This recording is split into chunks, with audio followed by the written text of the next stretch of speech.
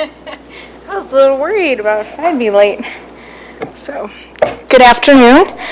From the Health Department, I've got a number of things to share with you, updates from our programs, and then a few events that had occurred last week that I wanted to update you on as well. So starting with the WIC program, we did have a review. It's called a management evaluation from Michigan Department of Health and Human Services. They issued the findings from our review, and we did very well. Our team did very well and implemented the changes, educational requirements, and activities that they've had put in place since September 2018. The reviewer noted the following: nutrition counseling documentation, improving our motivational interviewing skills, and improving the high-risk plan development, which are all things that are not uncommon, especially when we have new staff in WIC and people that are just starting to get trained and being brought up to speed. But overall, the review was very positive, and we're proud of the great job that the team did. Secondly, we've got a couple of farmers markets that are taking place right now, last Wednesday, and then we have another one this coming Wednesday from 9 a.m. to 1 p.m. And it's in conjunction with our WIC Project Fresh, as well as our Senior Project Fresh on both of those days. The other item under health education and health promotion is pregnancy prevention. We had recently applied for a $100,000 grant through MDHHS, and we did hear positive news on that we were awarded that application, which was great news. And this one funds our teen outreach program, so all of our mentoring and teen programs that we do in regards to that. So it was really great news, and I'm happy to hear that. In regards to some of our youth programs, our Get Real summer program had been operating for about 6 weeks and has come to a close now for the summer. We had 78 youths that had initially started in the program and 55 who attended all the sessions on a regular basis. And the program focuses, I'll remind you, on healthy relationship education, connections to community service agencies, rotations around service learning activities, as well as educational field trips. So we brought youths to various places that they could seek employment as well, and brought these businesses to them. And some of those included the Clavon's Pizza, Jackson County Animal Shelter, Jackson Fire Department, Michigan State Police, the K-9 Unit, Consumers Energy, just to name a few. And then for learning opportunities, for service learning opportunities, we partnered with the John George Home to help the kids understand how we can work with the elderly population more. And also assisted in the resale depot. A day-long retreat took place on August 2nd over at the Somerset Campgrounds, and I was happy to attend that. It was great to hear all the positive comments that the youths had made. And then following that on August 4th, we had a celebration where the parents were able to come and hear about all the wonderful things the kids had experienced over the course of the summer. So that part of the program is completed for the summertime. In our HIV program, our public health nurses and our clinic coordinator attended the Come Out for Your Health, hosted by the Jackson Pride Center, and it was streamed over Facebook Live and gathered over 1,500 reviews. So it's great that information is getting out there. And an important connection was made with Unified, which is an organization committed to getting people to living with HIV and to care, along with a host of other services. So it was a great connection that we were able to make there. In addition, we did some outreach for HIV at Reed Manor last week.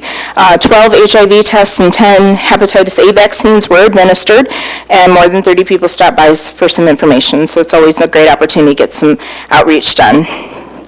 The Health Department for immunizations was planning to provide Hep A vaccines at the Pride Fest in August, so we're still planning to do that and hoping that'll be a great outcome and people that'll come to that event. And additionally, we continue to provide Hep A outreach at both the county jail sites.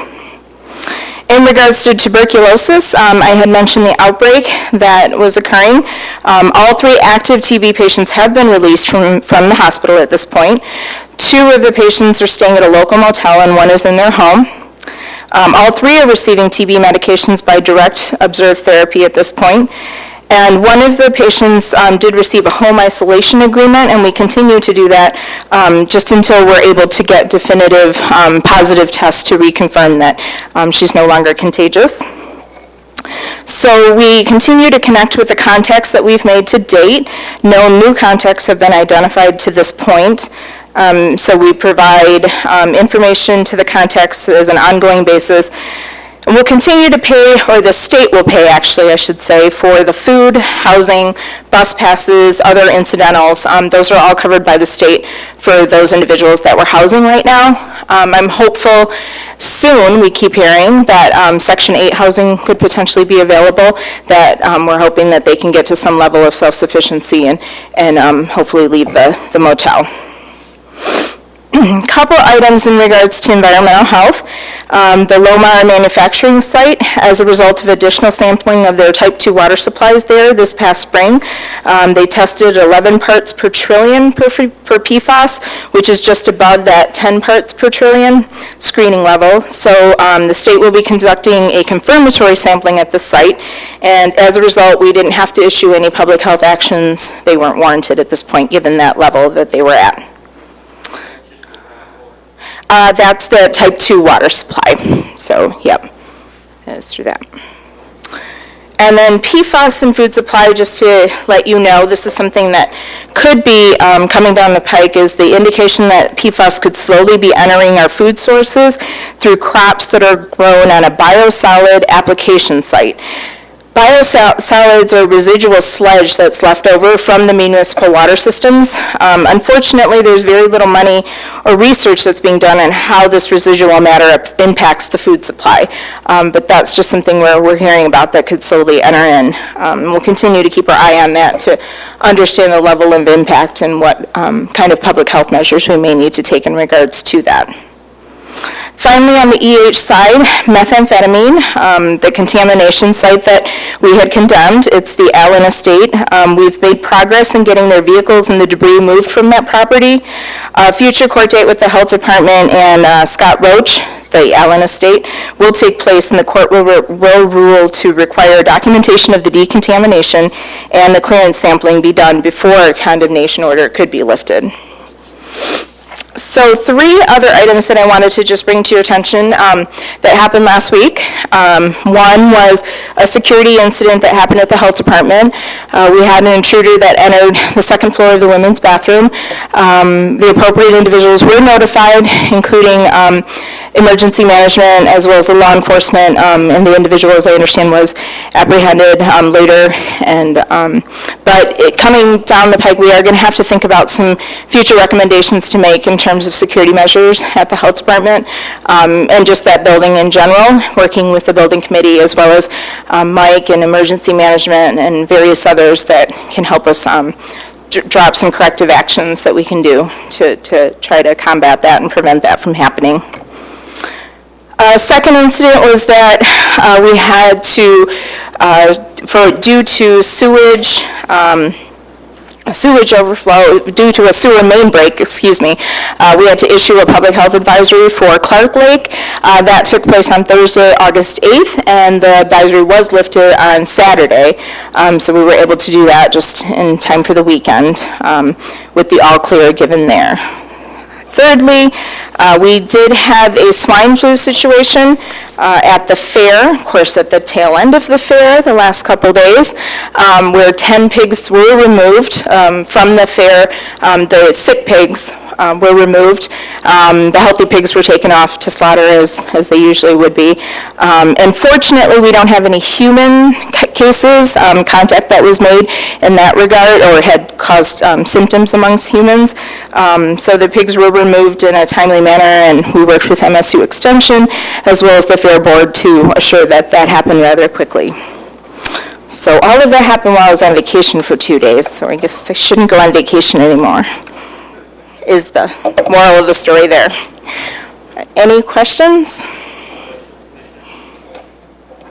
I got one. You had mentioned, first of all, how are you doing today? Good, how are you? The Get Real Summer Program. Sure. Part of that entailed taking them around to potential employers. Right. If a business wanted to be added to that list, what would they need to do? So a lot of them, they came to the actual church where the kids were and stuff, and they gave their contact information out, so the kids know to connect with them directly. We continue to have connections with the kids and the mentors throughout the year, so, if a kid wants to find, hey, I heard about the Jackson Police Department, I want to know how to get in touch with them, like, we can definitely connect them up with that. So if you want to let us know, Sure. we can, and who they need to connect with, we can make sure that happens. Okay, thank you.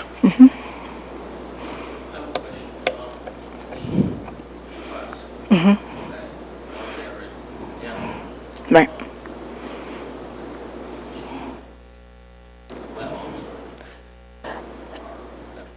It was from the type 2 water supply, so it was a water sampling that was taken from that site.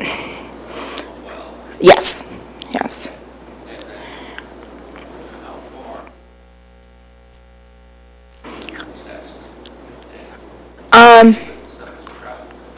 Right, I think, I know in the testing of it, they usually assure that, as they're testing that actual supply site, that it's the source of where that water starts. So I don't believe they want like additional testing at this point, given what the levels were.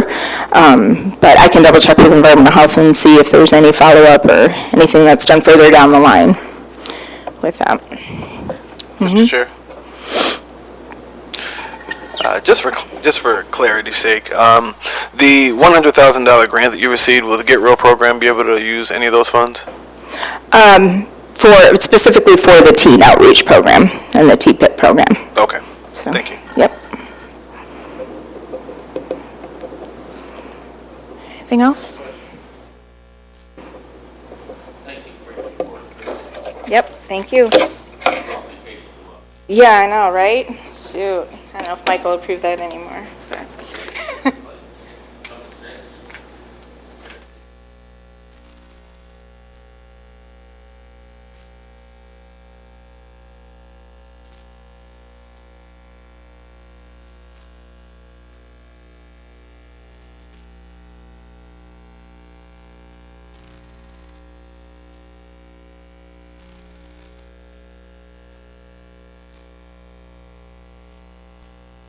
Reading this correctly, that there was a few items under other minutes.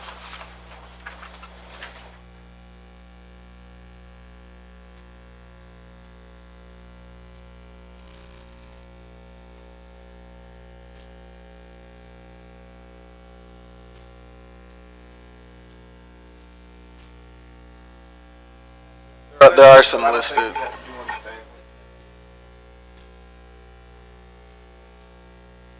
There's 3 items under it. Okay.